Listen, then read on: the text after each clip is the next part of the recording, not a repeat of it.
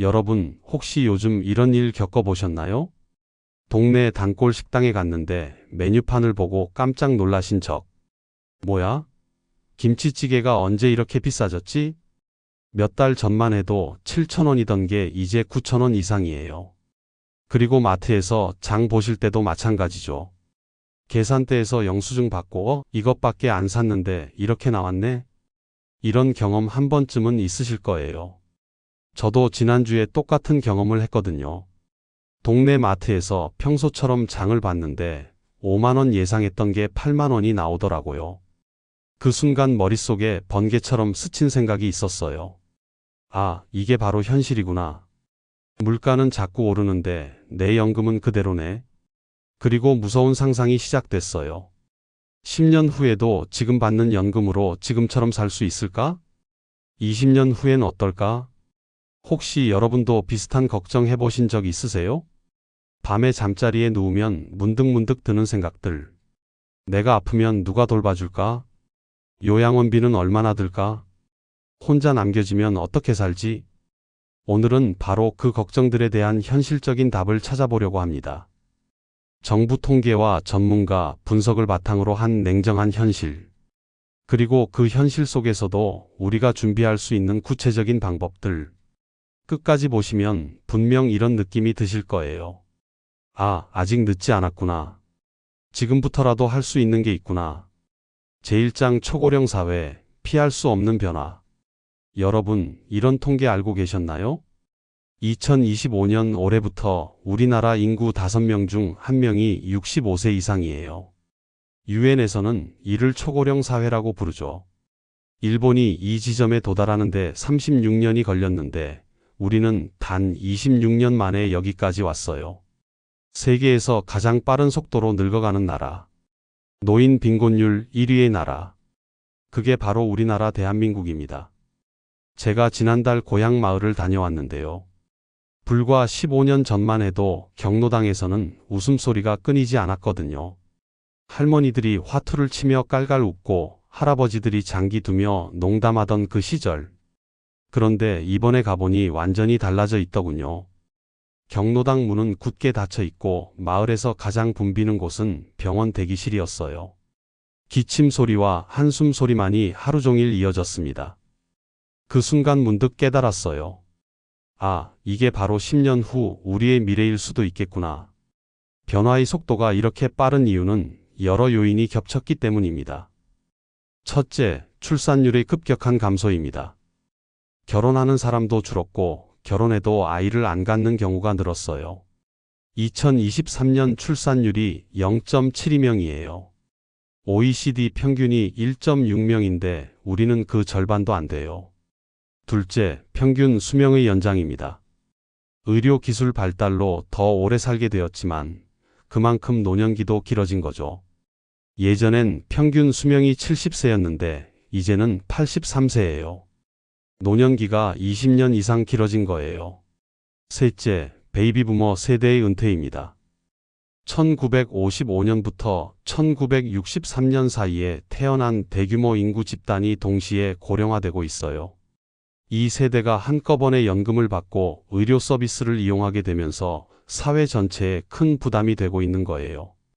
제2장, 60대에서 70대가 곧 마주하게 될 현실. 첫 번째, 60세의 위기 샌드위치 세대의 고통.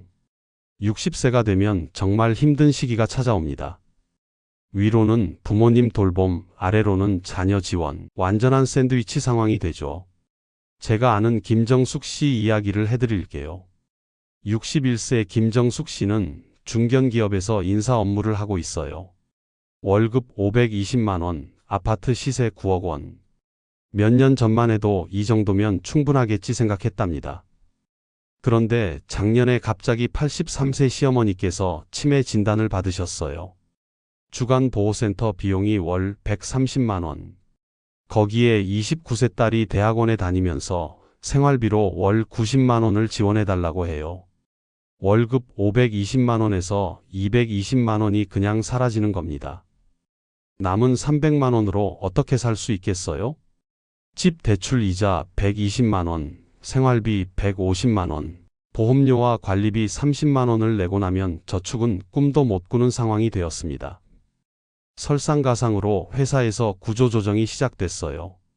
62세 명예퇴직 권유를 받았습니다. 퇴직금 3억 2천만 원을 받을 수는 있지만 그동안 모아둔 예적금은 전혀 없는 상황입니다.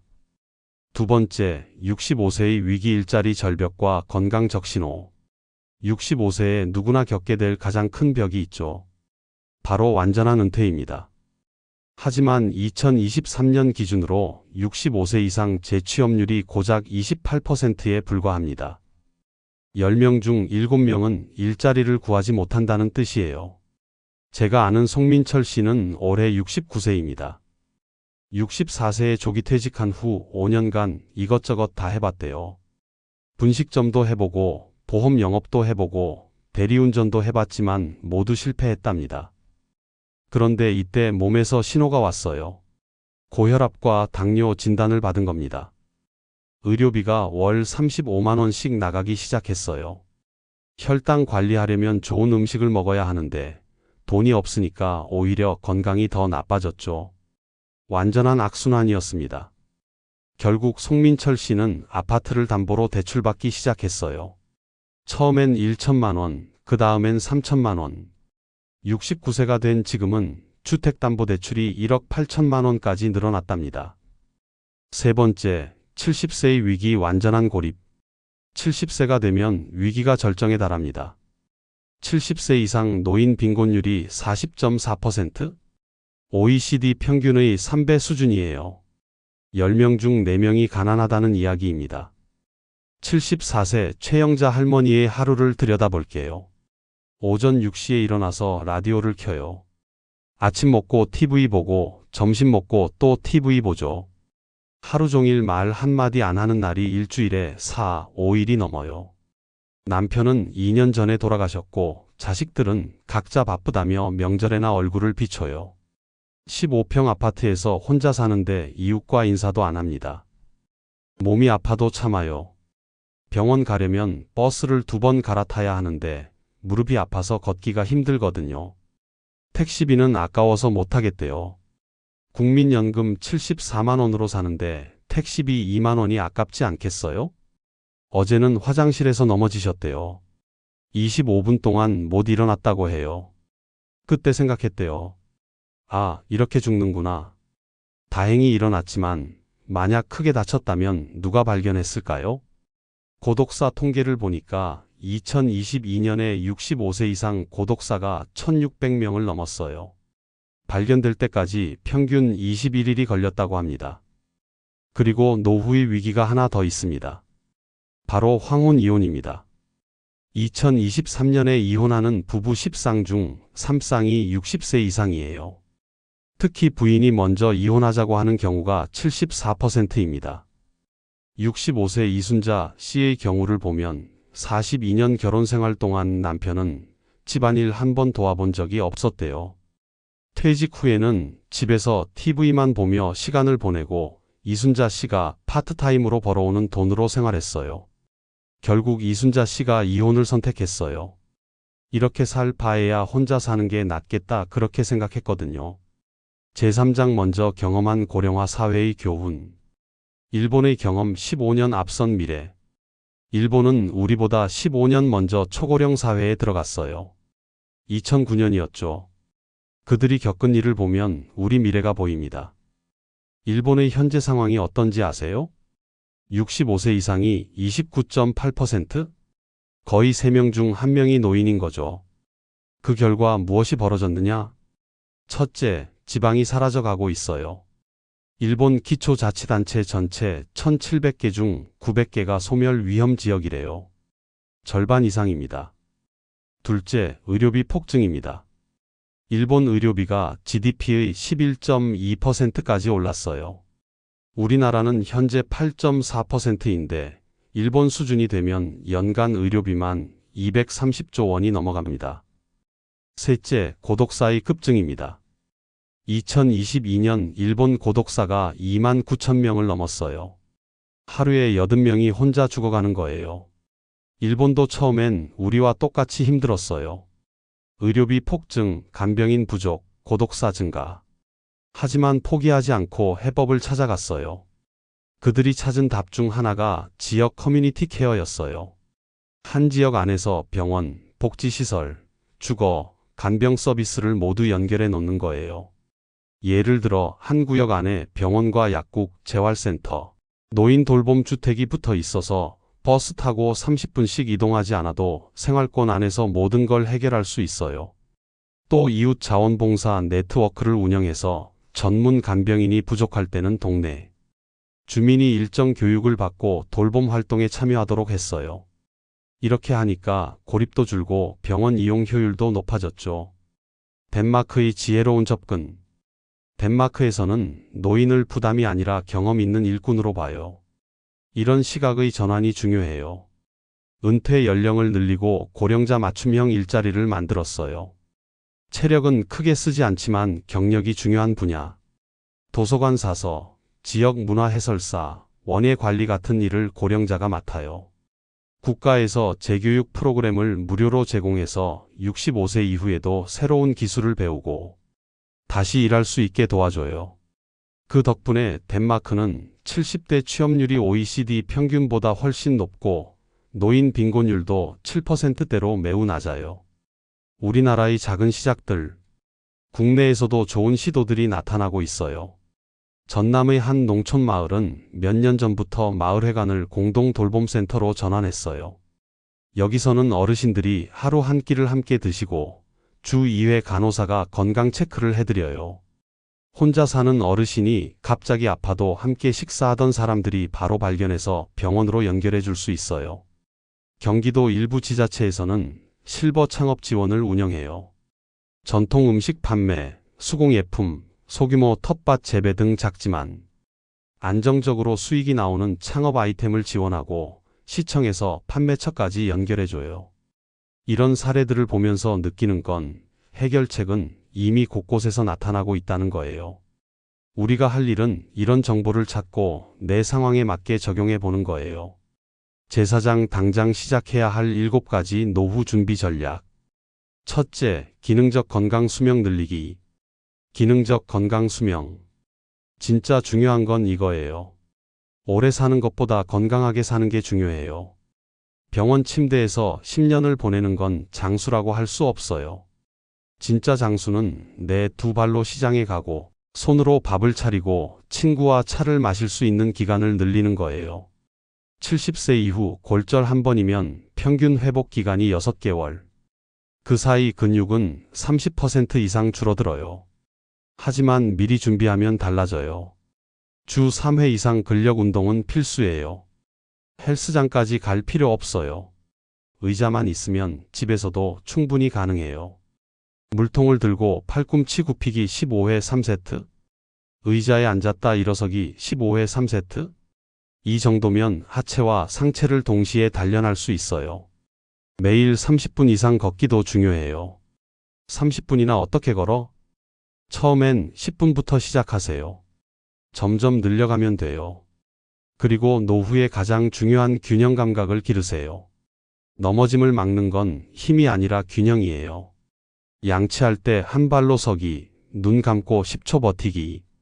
이런 간단한 습관이 평생을 지켜줘요. 일본에서는 이런 습관 하나로 65세 이상 낙상률을 20% 낮췄다고 해요. 두뇌도 근육입니다. 잊지 마세요. 자극을 주지 않으면 기능이 떨어져요. 하루 20분 책 읽기, 주 2회 악기나 외국어 배우기, 퍼즐, 보드게임 같은 뇌의 자극 활동. 이 나이에 새로 배우기가 천만에요. 배움에는 나이가 없어요. 오히려 경험이 쌓인 지금이 더 깊이 있게 배울 수 있는 시기예요. 영국 연구에 따르면 매주 2번 이상 이런 인지 활동을 하는 노인의 치매 발병률이 무려 40%나 낮다고 해요. 둘째, 든든한 4가지 연금 만들기. 여러분, 노후 준비에서 가장 중요한 건 하나의 수입원에만 의존하지 않는 거예요. 마치 4개의 기둥으로 집을 바치듯이 4가지 연금으로 노후를 바쳐야 해요. 1. 국민연금. 국민연금은 우리 모두의 기본이에요.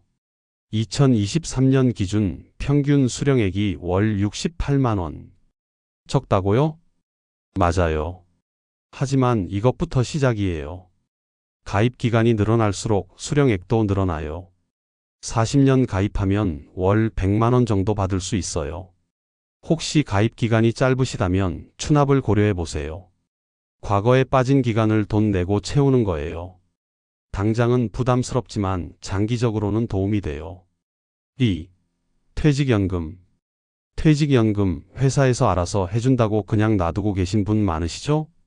이건 정말 아까운 일이에요. DC형을 선택하셨다면 운용을 직접 하셔야 해요. 그냥 놔두면 저금리 예금에만 들어가서 거의 안 드러나거든요. 주식형 펀드 50%, 채권형 펀드 50% 정도로 분산해 보세요. 어려우시면 은행에 가서 상담받아 보세요. 3.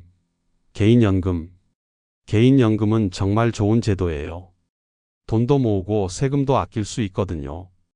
연말정산 때 최대 72만 원까지 세액공제를 받을 수 있어요. 연금저축, IRP 둘 다 가입하시면 연간 900만 원까지 납입할 수 있어요.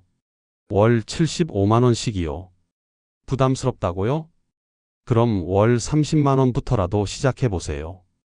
작은 금액이라도 꾸준히 하는 게 중요해요. 4. 주택연금. 집을 담보로 맡기고 평생 연금을 받는 거예요. 집에 계속 살면서 말이에요. 예를 들어 6억 원 집을 가진 65세 부부가 가입하면 월 140만 원 정도 받을 수 있어요. 부부 중 한 명이 살아있는 한 계속 받고요. 집값 떨어지면 어떻게 하냐고요? 걱정 마세요. 정부가 보증해요. 집값이 떨어져도 연금은 그대로 받아요. 반대로 집값이 오르면 더 많이 받을 수도 있고요. 셋째, 일을 놓지 않기. 70세 이후에도 일할 수 있다는 건 단순히 돈의 문제가 아니에요. 아침에 일어날 이유가 있고 내가 누군가에게 필요한 존재라는 감각을 유지하는 것. 이게 정말 중요해요. 고용노동부 시니어 인턴십 한국노인인력개발원 홈페이지를 확인해 보세요. 구청이나 읍면동 사무소 시니어 클럽도 좋고요. 주민자치센터, 평생학습관에서 자격증 과정도 들어보세요. 마을 안전지킴이, 지역문화해설사, 학교 방과 후 돌봄. 이런 의미 있는 일들이 많아요. 세대 간 소통도 중요해요. 어르신이 젊은이에게 전통 기술을 가르치고 젊은이가 디지털 기술을 알려주는 상호 멘토링이 늘어나고 있어요. 평생학습관, 도서관, 문화센터에서 이런 프로그램을 찾아보세요. 넷째, 디지털 기술 익히기. 요즘 세상은 정보가 곧 돈이에요. 복지 신청, 병원 예약, 요양 서비스 안내, 정부 지원금 조회까지 대부분이 이제 스마트폰으로만 가능해요. 나는 기계랑 안 친해. 그 마음 이해해요. 저도 그랬거든요. 하지만 한 번만 넘어서 보세요. 꼭 배워야 할 4가지 디지털 기술. 첫째, 스마트폰 결제와 송금. 은행 가지 않아도 집에서 편하게 돈을 주고받을 수 있어요. 둘째, 온라인 병원 예약과 원격 진료. 몸이 불편할 때 집에서도 진료를 받을 수 있어요. 셋째, 정부 지자체 복지 앱 사용법. 기초연금, 건강검진, 복지 혜택 신청까지 모두 스마트폰으로 가능해요. 넷째, 화상통화.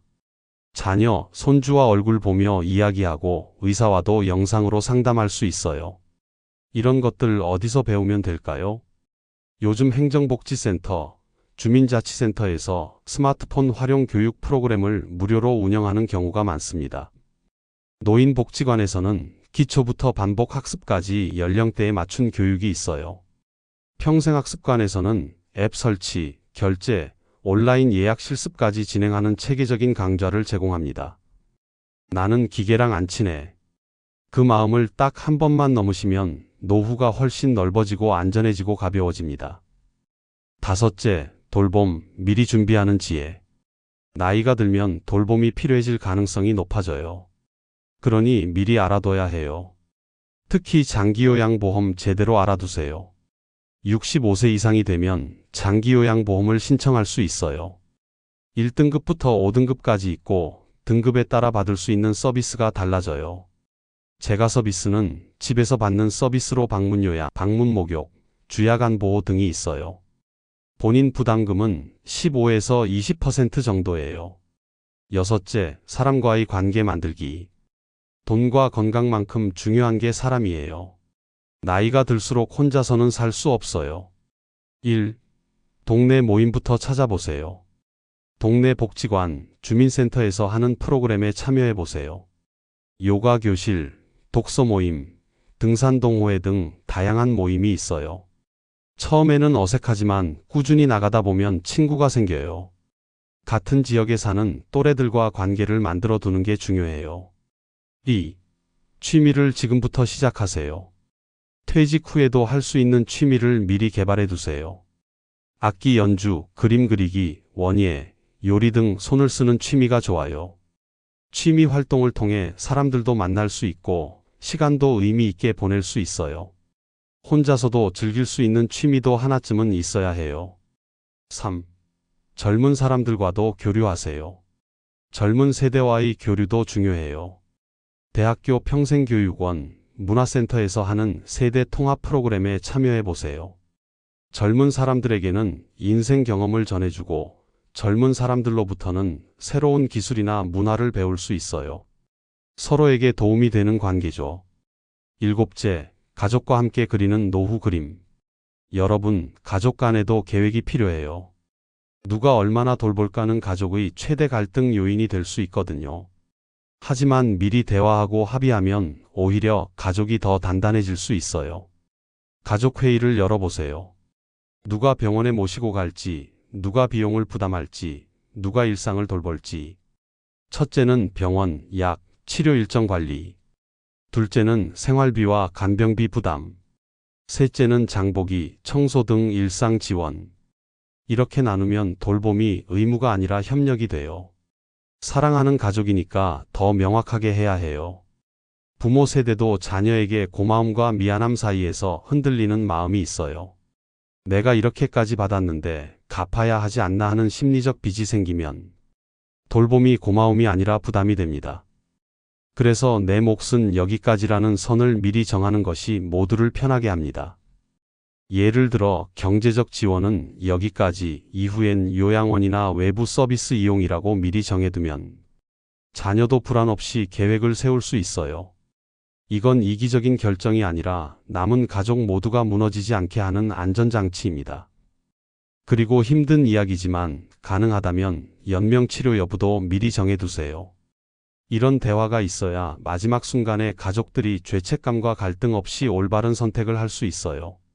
여러분, 이 모든 준비를 혼자 할 필요는 없어요.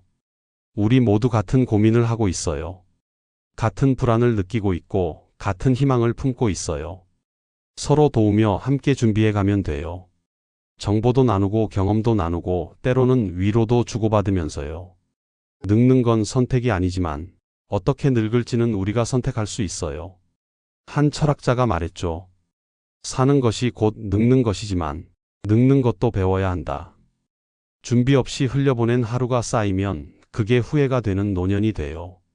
하지만 오늘 시작하는 작은 변화가 10년 후, 20년 후를 지켜줄 든든한 울타리가 될 거예요. 여러분께 마지막으로 하나의 이야기를 들려드리고 싶어요. 제가 아는 분이 이렇게 말씀하셔서요. 젊을 때는 빨리 달리는 게 목표였다면 이제는 어디로 가는지가 더 중요해. 참 깊은 말씀이죠. 나이가 든다는 것은 끝이 아니라 완성이에요. 지금까지 쌓아온 모든 경험과 지혜가 진짜 빛을 발하는 시기. 그동안 바빠서 놓쳤던 소중한 것들을 다시 찾을 수 있는 기회. 진짜 중요한 게 무엇인지 깨달을 수 있는 성숙의 시간. 세상은 빨리 변하고 있어요. AI가 나오고 모든 게 디지털로 바뀌고 있어요. 어려울 수도 있어요. 하지만 변화는 위기이자 기회예요. 새로운 기술이 우리의 불편함을 해결해 주기도 하거든요. 그리고 기억하세요. 여러분은 전쟁의 폐허에서 산업화를 이루고 독재에서 민주주의를 만들어낸 세대예요. 이 정도 변화는 충분히 적응하실 수 있어요. 나이는 숫자일 뿐이에요. 70세에도 새로운 꿈을 꿀 수 있고 80세에도 새로운 도전을 할 수 있어요. 나이가 들수록 더 깊어지는 것들이 있어요. 인생의 통찰, 관계의 깊이, 마음의 평안. 이런 것들은 젊을 때는 가질 수 없는 노년의 특권이에요. 변화는 오늘부터 시작됩니다. 거창한 계획을 세울 필요 없어요. 오늘 동네 한 바퀴 걸어보기. 내일은 복지관에 어떤 프로그램이 있는지 알아보기. 이번 주말에는 가족과 노후 이야기 나눠보기. 이런 작은 실천들이 모여서 여러분의 10년 후를 완전히 바꿔놓을 거예요.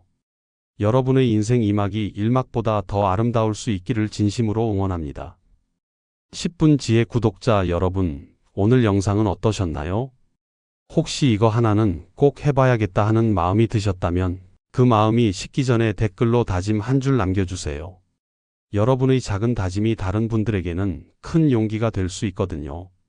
그리고 주변에 비슷한 고민을 하고 계신 분들이 있으시다면 이 영상을 꼭 공유해 주세요. 혼자 고민하고 계신 분들에게 작은 희망이 될 수 있을 거예요.